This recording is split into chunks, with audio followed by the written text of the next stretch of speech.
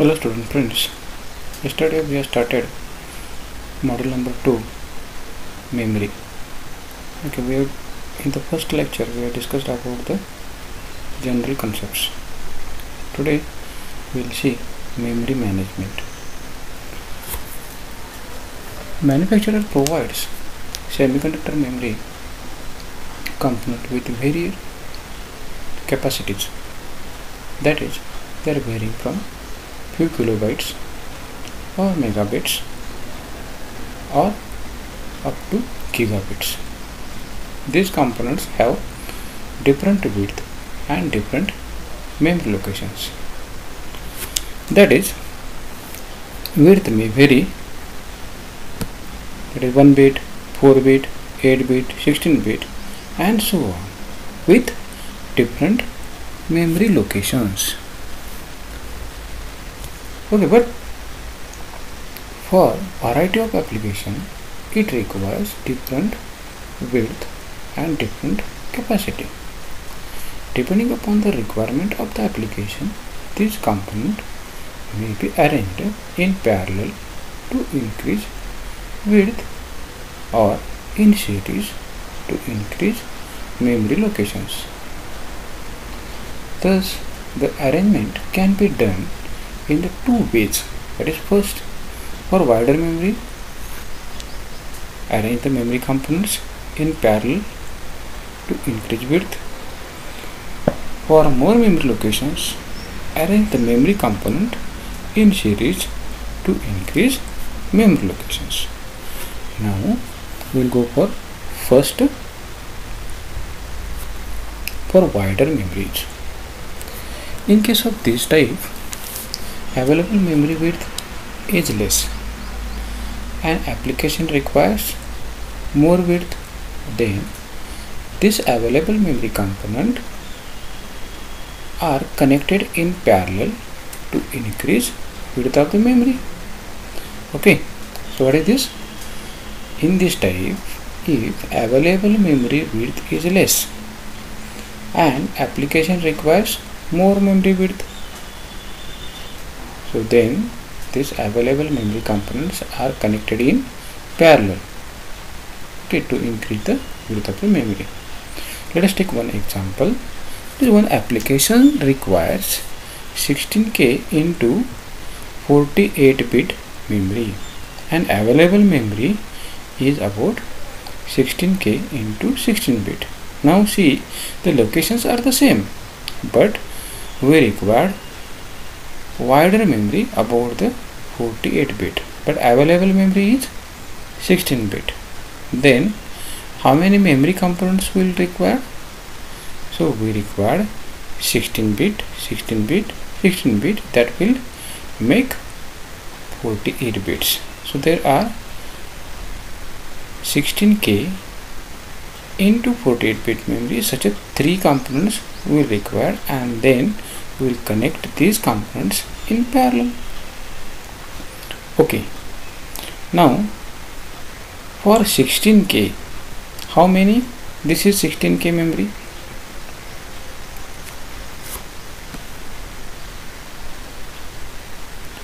This is 16K memory, and for this 16K memory, yesterday we have discussed about the symbol of the memory. Symbol of the memory, it has enable, write, address lines, data lines, data output lines, data input lines and data output lines. So how many address lines are there? For 16K, how many address lines are there? That is, address lines are n. 16K is equal to, 16 means 2 raised to 4 and K means 2 raised to 10. So therefore 2 raised to 14. So 2 raised to n are the address lines. So therefore n is equal to 14 address lines were required, and hence you can see every memory it will have addresses 13 down to 0, address 13 down to 0, address 13 down to 0. Okay, and data lines are the 16-bit data lines, means 15 down to 0, 15 down to 0, 15 down to 0. Data output lines also 15 down to 0, 15 down to 0 and 15 down to 0. but we require total memory locations are the same. Hence we have connected all the address lines parallelly. Okay, so you will get the total addresses are the 13 down to 0, and width of the memory we require 48 bit. So therefore this memory component is least significant bit component, then middle bits, and these are the LSB bits, MSB bits. Okay, most significant bits. Okay, so data input lines 15 down to 0, then data input lines 31 down to 0, 31 down to 16, and MSB data bits that are 47 down to 32. Okay, so likewise you will get the data output lines. These are the least significant data output lines, middle data lines, and the most significant data lines. In this way we can manage width of the memory. So if we have available less width of the memory, then we can increase the width of the memory by connecting the components in parallel. Okay, so we'll go towards next, that is whenever we require more memory locations. If suppose available memory is having less memory locations and application requires more memory location, in this case available memory component connected in series.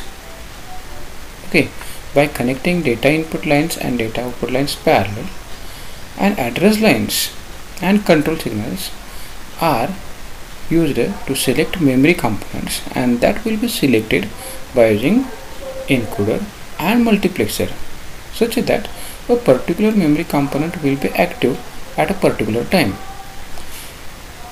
In general,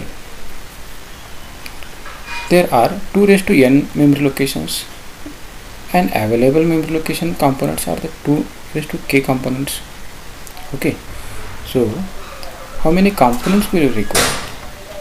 The total number of memory locations are the 2n. Each memory component having 2k components, that is 2k memory locations. So total memory components required is equal to 2n divided by 2k. So therefore 2n minus k components will be required. Okay, so there are 2n minus 2n divided by 2k, that is 2n minus k components will require. So out of that, how to select the address? Okay, see here. So this is first memory component, it having locations from 0 to k minus 1. Second memory component, and it will have address from 0 to again 0 to k. So likewise total n minus k components will require. Okay, now out of this the total address lines are A, but least significant address lines are the k address lines of all memory components are the same, and remaining n minus k bits will be decoded, okay, by using decoder. Okay, now we'll go with the one actual example. Okay, what is the example?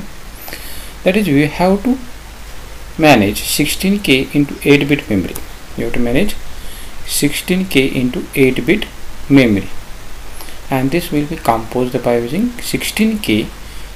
Okay, what is the example? 64k into 8-bit memory, 64k into 8-bit memory, and it's composed by using 16k into 8-bit component.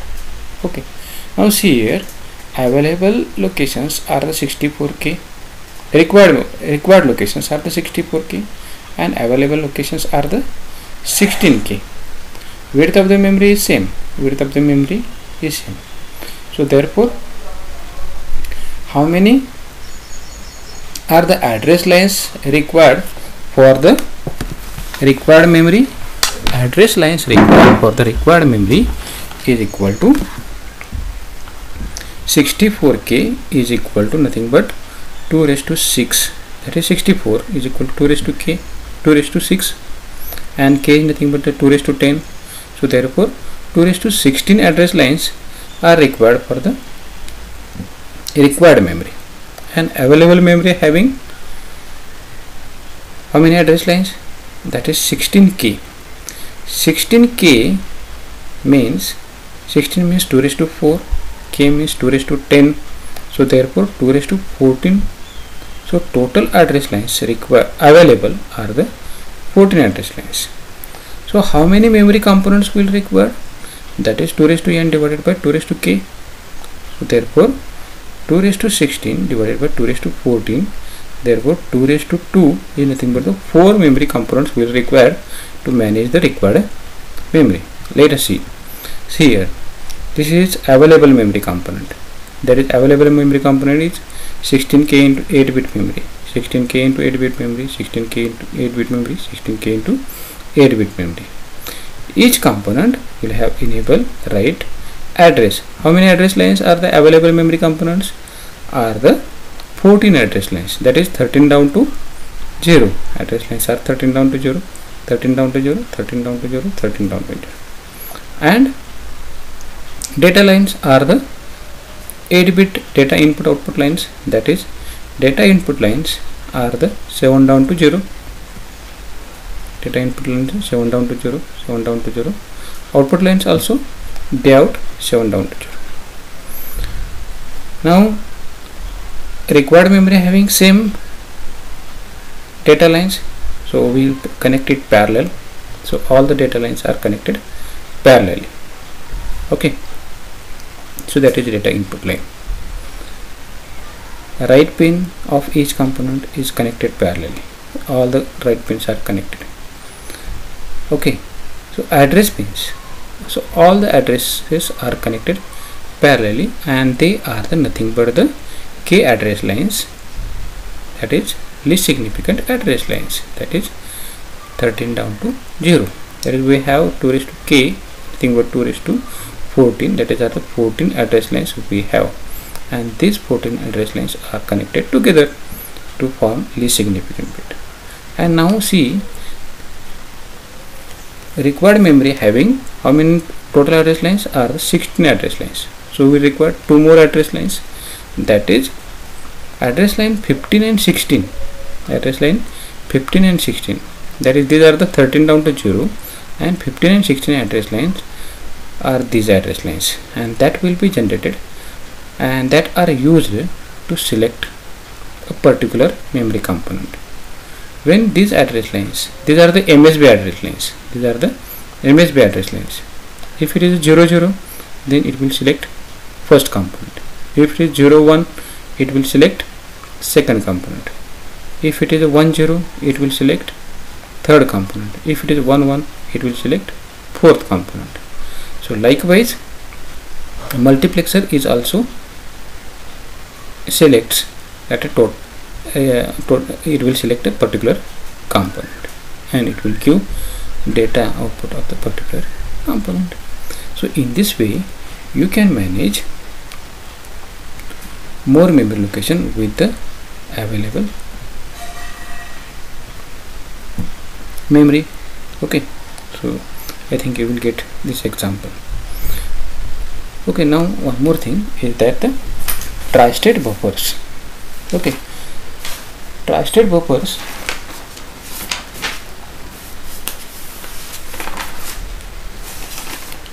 manufacturer generates memory component with a tri-state driver to increase its capacity.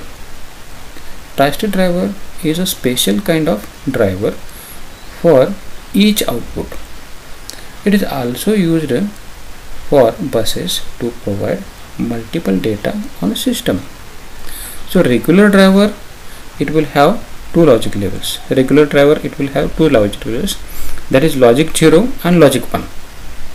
But tri-state drivers, it has three levels, that is logic high, logic 0 and high impedance stage. It is logic high means, so this top transistor is on, VCC is connected, that is VE is connected to the output, logic 0 means bottom transistor is on, and in tri-state driver both transistors are off, means output is totally isolated from this side. Okay, so in this way the tri-state driver works. Many memory components have tri-state data output, also combines data input lines and data output lines. See here in this figure, so this is going towards the input line and this is the output line. So the many memory components combines these input and output lines by availability of this tri-state output drivers. Okay, so this allows to build composite memory. By use of this tri-state buffer, it eliminates output multiplexer. Whatever we have discussed in previous example, that is output multiplexer will be eliminated. As a result, it significantly reduces the cost saving. It reduces the cost. Okay, it reduces the cost. Memory read and write operations will be done separately in this case. Now we can use this tri-state driver for previous example. Okay, you can see. So here output multiplexer is removed, and this all the memory components, these are the memory components. It will have tri-state driver inbuilt, okay, and hence both input and output lines are combined together. Input and output lines are act as a bus, and it can be used as a dual purpose. That is, maybe it acts as an input, or maybe it acts as an output, and hence it is combined together. Okay, so in this case memory read and write operation will be performed independently. Okay, during write operation, when we perform write operation, we drive the data signal with the data to be written. The data will be available on the input lines, that is selected memory component. It keeps the tri-state driver in high impedance state. So in the write operation, tri-state drivers will be in high impedance state, and whatever the available the data, that will be written on the selected memory component. Okay, and during read operation, when we perform read operation, we have to ensure that the other drivers are connected to the data signals are at high impedance state, and it allows the selected memory component to enable its tri-state drivers. So selected memory component it will enable, and remaining memory components tri-state drivers are in high impedance state. Okay, in this way you can reduce the size of the memory. Okay, what is the advantage of this? Size of the memory reduces, the cost reduces. Okay, so how? That is, pins are reduced and wires are reduced, so reduce the cost of the PCB. Okay, this type of tri-state drivers are not available with the ASIC design or FPGAs. Okay, so now I think you will get how to increase the width of the memory and how to increase the memory locations. Okay, so you take these two examples. For first example, it is to increase the width of the memory, and second to increase the memory locations. We solve these two examples and check how you will get or not. Okay, we will stop here.